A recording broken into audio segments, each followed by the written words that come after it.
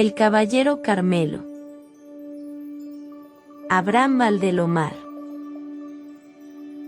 Un día, después del desayuno, cuando el sol empezaba a calentar, vimos aparecer, desde la reja, en el fondo de la plazoleta, un jinete en bellísimo caballo de paso, pañuelo al cuello que agitaba el viento, sanpedrano pellón de sedosa cabellera negra, y henchida alforja, que picaba espuelas en dirección a la casa. Reconocímosle. Era el hermano mayor, que años corridos, volvía. Salimos atropelladamente gritando: «Roberto, Roberto». Entró el viajero al empedrado patio donde el ñorbo y la campanilla enredábanse en las columnas como venas en un brazo y descendió en los de todos nosotros. Como se regocijaba mi madre. Tocábalo, acariciaba su tostada piel, encontrábalo viejo, triste, delgado. Con su ropa empolvada aún, Roberto recorría las habitaciones rodeados de nosotros. Fue a su cuarto, pasó al comedor, vio los objetos que se habían comprado durante su ausencia, y llegó al jardín. Y la higuerilla, dijo. Buscaba entristecido aquel árbol cuya semilla sembrara él mismo antes de partir.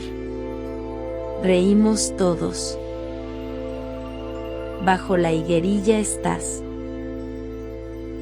El árbol había crecido y se mecía armoniosamente con la brisa marina. Tocólo mi hermano, limpió cariñosamente las hojas que le rebozaban la cara, y luego volvimos al comedor. Sobre la mesa estaba la alforja rebosante. Sacaba él, uno a uno, los objetos que traía y los iba entregando a cada uno de nosotros. ¡Qué cosas tan ricas! Por dónde había viajado. Quesos frescos y blancos envueltos por la cintura con paja de cebada, de la quebrada de Jumá, chancacas hechas con cocos, nueces, maní y almendras, frijoles colados en sus redondas calabacitas, pintadas encima. Con un rectángulo de su propio dulce, que indicaba la tapa, de chincha baja, bizcochuelos, en sus cajas de papel, de yema de huevo y harina de papas, leves, esponjosos, amarillos y dulces, santitos de piedra de Huamanga tallados en la feria serrana, cajas de manjar blanco, tejas rellenas y una traba de gallo con los colores blanco y rojo. Todos recibíamos el obsequio, y él iba diciendo, al entregárnoslo: para mamá, para Rosa, para Jesús, para Héctor. ¿Y para papá? Le interrogamos cuando terminó. Nada. ¿Cómo? Nada para papá. Sonrió el amado, llamó al sirviente y le dijo: el Carmelo. A poco volvió este con una jaula y sacó de ella un gallo, que, ya libre, estiró sus cansados miembros, agitó las alas y cantó estentóreamente. Cocorocó. Para papá, dijo mi hermano. Así entró en nuestra casa el amigo íntimo de nuestra infancia ya pasada, a quien acaeciera historia digna de relato, cuya memoria perdura aún en nuestro hogar como una sombra alada y triste, el caballero Carmelo. Amanecía, en Pisco, alegremente. A la agonía de las sombras nocturnas, en el frescor del alba, en el radiante despertar del día, sentíamos los pasos de mi madre en el comedor, preparando el café para papá. Marchábase éste a la oficina. Despertaba ella a la criada, chirriaba la puerta de la calle con sus mohosos goznes. Oíase el canto del gallo que era contestado a intervalo por todos los de la vecindad. Sentíase el ruido del mar, el frescor de la mañana, la alegría sana de la vida. Después mi madre venía a nosotros, nos hacía rezar, arrodillados en la cama, con nuestras blancas camisas de dormir, vestíanos luego, y al concluir nuestro tocado, se anunciaba a lo lejos la voz del panadero. Llegaba éste a la puerta y saludaba. Era un viejo dulce y bueno, y hacía muchos años, al decir de mi madre, que llegaba todos los días, a la misma hora, con el pan calientito y apetitoso, montado en su burro, detrás de 2 capachos de cuero, repletos de toda clase de pan, hogazas, pan francés, pan de mantecado, rosquillas. Mi madre escogía el que habíamos de tomar, y mi hermana Jesús lo recibía en el cesto. Marchábase el viejo, y nosotros, dejando la provisión sobre la mesa del comedor, cubierta de hule brillante, íbamos a dar de comer a los animales. Cogíamos las mazorcas de apretados dientes, las desgranábamos en un cesto y entrábamos al corral donde los animales nos rodeaban. Volaban las palomas, picoteábanse las gallinas por el grano, y entre ellas, escabullíanse los conejos. Después de su frugal comida, hacían grupo alrededor nuestro. Venía hasta nosotros la cabra, refregando su cabeza en nuestras piernas. Guiaban los pollitos. Tímidamente se acercaban los conejos blancos, con sus largas orejas, sus redondos ojos brillantes y su boca de niña presumida. Los patitos, recién sacados, amarillos como yema de huevo, trepaban en un pantou de agua. Cantaba desde su rincón, entrabado, el Carmelo, y el pavo, siempre orgulloso, alaraquero y antipático, hacía por desdeñarnos, mientras los patos, balanceándose como dueñas gordas, hacían, por lo bajo, comentarios sobre la actitud poco gentil del petulante. Aquel día, mientras contemplábamos a los discretos animales, escapóse del corral, el pelado, un pollo sin plumas, que parecía uno de aquellos jóvenes de 17 años, flacos y golosos. Pero el pelado, a más de eso, era pendenciero y escandaloso, y aquel día, mientras la paz era en el corral, y los otros comían el modesto grano, él, en pos de mejores viandas, habíase encaramado en la mesa del comedor y rotos varias piezas de nuestra limitada vajilla. En el almuerzo tratóse de suprimirlo, y cuando mi padre supo sus fechorías, dijo, pausadamente: «Nos lo comeremos el domingo». Defendiólo mi primer hermano, Anfiloquio, su poseedor, suplicante y lloroso. Dijo que era un gallo que haría crías espléndidas. Agregó que desde que había llegado el Carmelo, todos miraban mal al pelado, que antes era la esperanza del corral y el único que mantenía la aristocracia de la afición y de la sangre fina. Como no matan, decía en defensa del gallo, a los patos que no hacen más que ensuciar el agua, ni al cabrito que el otro día aplastó a un pollo, ni al puerco que todo lo enloda y solo sabe comer y gritar, ni a las palomas, que traen mala suerte. Se adujeron razones. El cabrito era un bello animal, de suave piel, alegre, simpático, inquieto, cuyos cuernos apenas apuntaban. Además, no estaba comprobado que había matado al pollo. El puerco mofletudo había sido criado en casa desde pequeño. Y las palomas con sus alas de abanico, eran la nota blanca, subíanse a la cornisa a conversar en voz baja, hacían sus nidos con amoroso cuidado, y se sacaban el maíz del buche para darlo a sus polluelos.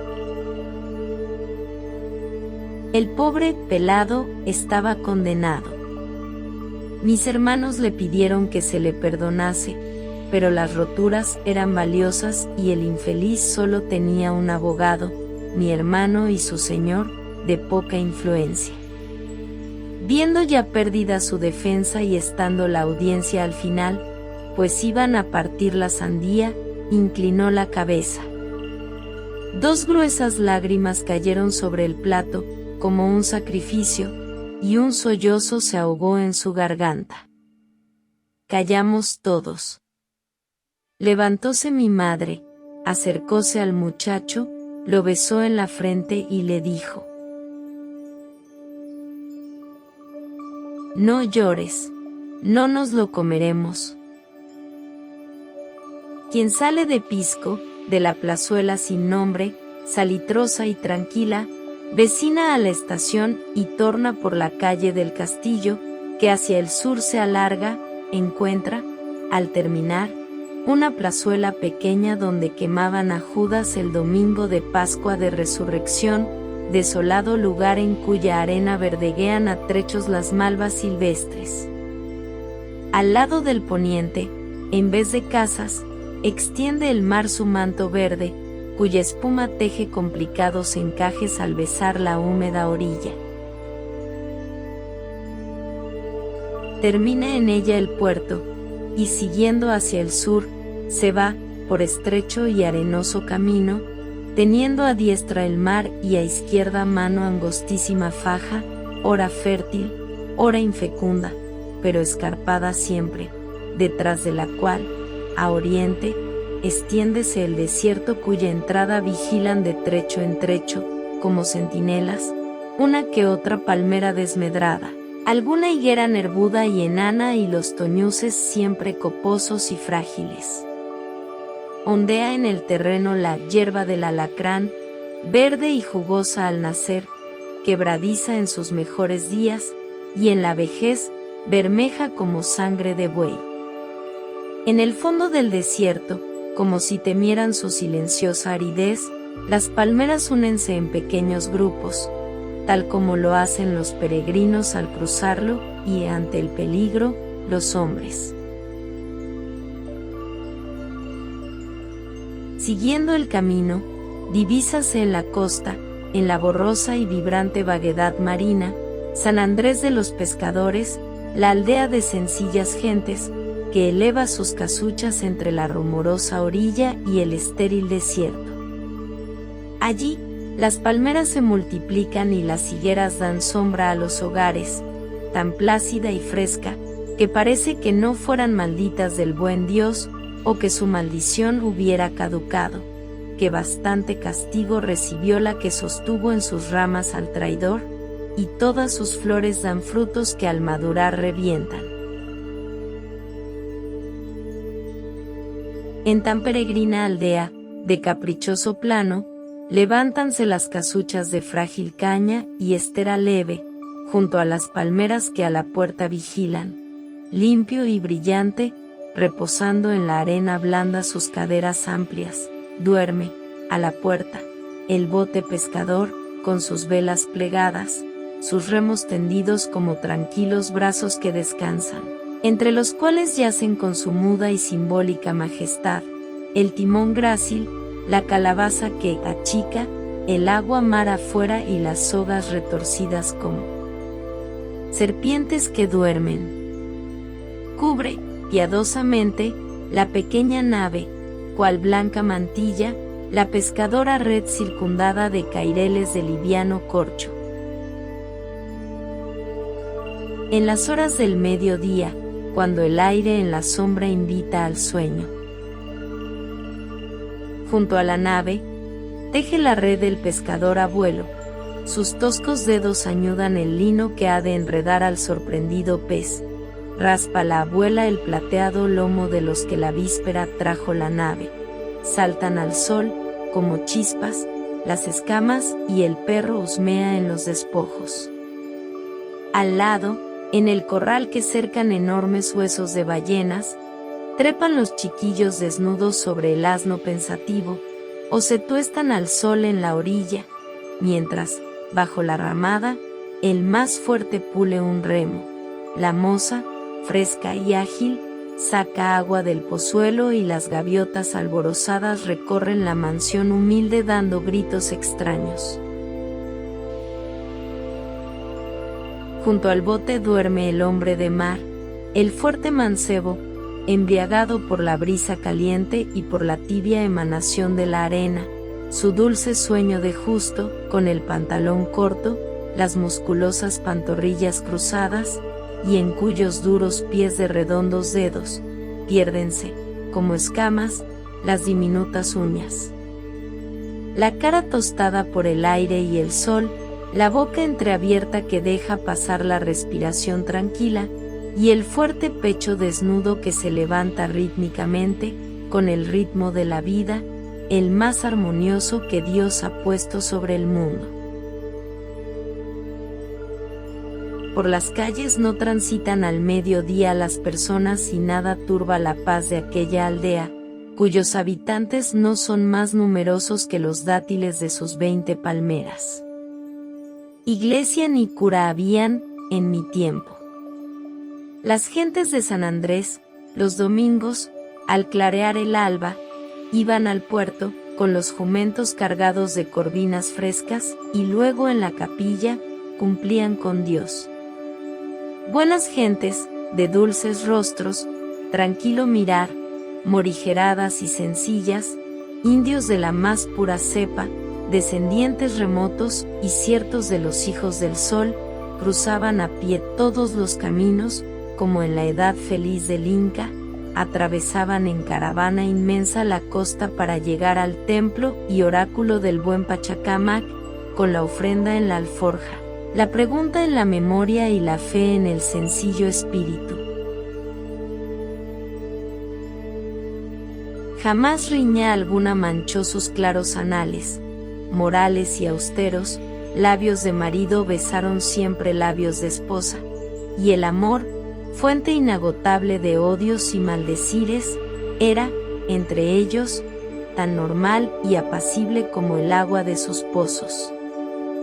De fuertes padres, nacían, sin comadronas, rozagantes muchachos, en cuyos miembros la piel hacía gruesas arrugas, aires marinos henchían sus pulmones, y crecían sobre la arena caldeada, bajo el sol ubérrimo, hasta que aprendían a lanzarse al mar y a manejar los botes de piquete que, zozobrando en las olas, les enseñaban a domeñar la marina furia. Maltones, musculosos, inocentes y buenos, pasaban su juventud hasta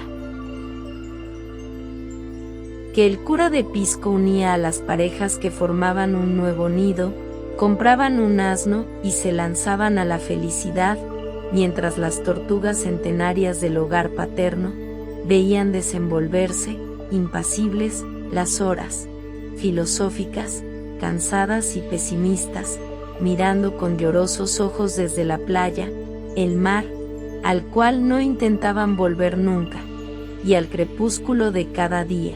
Lloraban, pero hundido el sol, metían la cabeza bajo la concha poliédrica y dejaban pasar la vida llenas de experiencia, sin fe, lamentándose siempre del perenne mal, pero inactivas, inmóviles, infecundas y solas. Esbelto, magro, musculoso y austero, su afilada cabeza roja era la de un hidalgo altísimo, caballeroso, justiciero y prudente.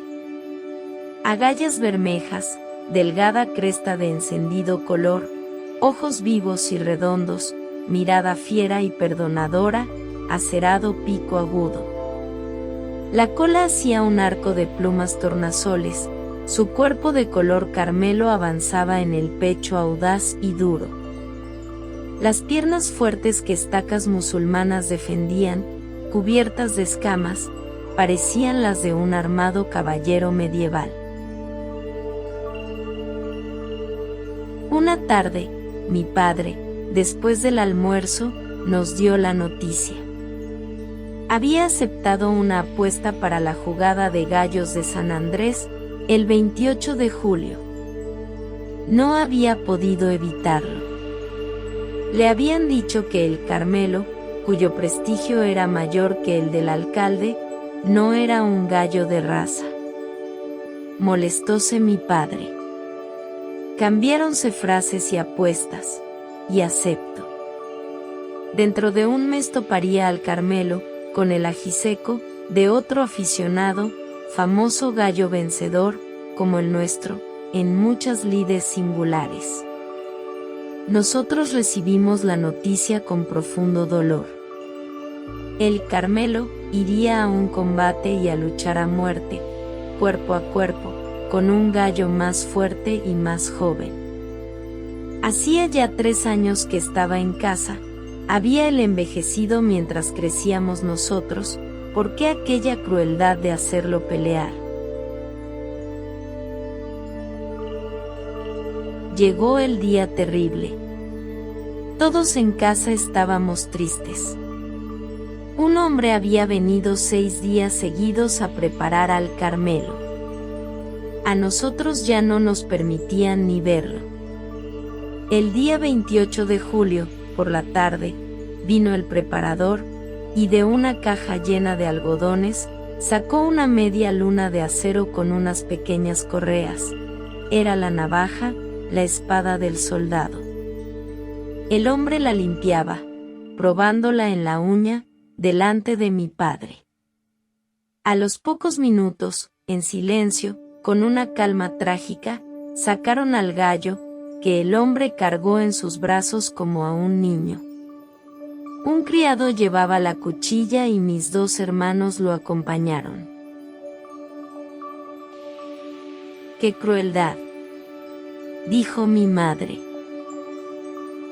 Lloraban mis hermanas, y la más pequeña, Jesús, me dijo en secreto, antes de salir: oye, anda junto con él. Cuídalo, pobrecito. Llevóse la mano a los ojos, echóse a llorar, y yo salí precipitadamente y hube de correr unas cuadras para poder alcanzarlos. Llegamos a San Andrés. El pueblo estaba de fiesta. Banderas peruanas agitaban sobre las casas por el Día de la Patria, que allí sabían celebrar con una gran jugada de gallos a la que solían ir todos los hacendados y ricos hombres del valle. En Ventorrillos, a cuya entrada había arcos de sauces envueltos en colgaduras, y de los cuales prendían alegres quitasueños de cristal, vendían chicha de bonito, butifarras, pescado fresco asado en brasas y anegado en cebollones y vinagre. El pueblo los invadía, parlanchín y endomingado con sus mejores trajes. Los hombres de mar lucían camisetas nuevas de horizontales franjas rojas y blancas, sombrero de junco, alpargatas y pañuelos añudados al cuello. Nos encaminamos a la cancha. Una frondosa higuera daba acceso al circo, bajo sus ramas enarcadas. Mi padre, rodeado de algunos amigos, se instaló. Al frente estaba el juez y a la derecha el dueño del paladín ajiseco. Sonó una campanilla, acomodáronse las gentes y empezó la fiesta. Salieron por lugares opuestos 2 hombres, llevando cada uno un gallo. Lanzáronlos al ruedo con singular ademán. Brillaron las cuchillas, miráronse los adversarios, 2 gallos de débil contextura, y uno de ellos cantó. Colérico respondió el otro echándose al medio del circo, miráronse fijamente. alargaron los cuellos, erizadas las plumas, y se acometieron. Hubo ruido de alas, plumas que volaron, gritos de la muchedumbre, y a los pocos segundos de jadeante lucha cayó uno de ellos. Su cabecita afilada y roja besó el suelo, y la voz del juez: «Ha enterrado el pico, señores». Batió las alas el vencedor. Aplaudió la multitud enardecida, y ambos gallos, sangrando, fueron sacados del ruedo. La primera jornada había terminado. Ahora entraba el nuestro, el caballero Carmelo. Un rumor de expectación vibró en el circo. El ajiseco y el Carmelo. 100 soles de apuesta. Sonó la campanilla del juez y yo empecé a temblar. En medio de la expectación general, salieron los dos hombres, cada uno con su gallo. Se hizo un profundo silencio y soltaron a los dos rivales. Nuestro Carmelo, al lado del otro, era un gallo viejo y achacoso. Todos apostaban al enemigo, como augurio de que nuestro gallo iba a morir. No faltó aficionado que anunció el triunfo del Carmelo, pero la mayoría de las apuestas favorecía al adversario.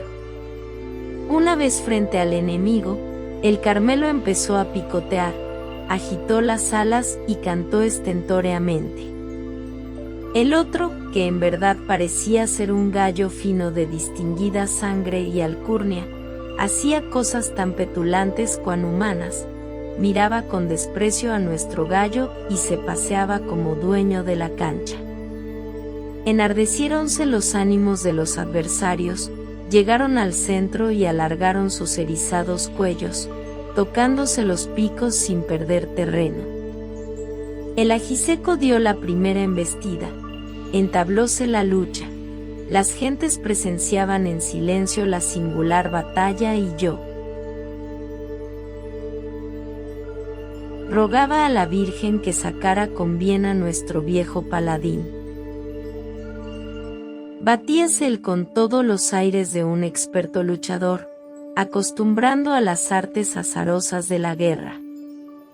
Cuidaba poner las patas armadas en el enemigo pecho. Jamás picaba a su adversario, que tal cosa es cobardía, mientras que éste, bravucón y necio, todo quería hacerlo a aletazos y golpes de fuerza. Jadeantes, se detuvieron un segundo. Un hilo de sangre corría por la pierna del Carmelo. Estaba herido, mas parecía no darse cuenta de su dolor.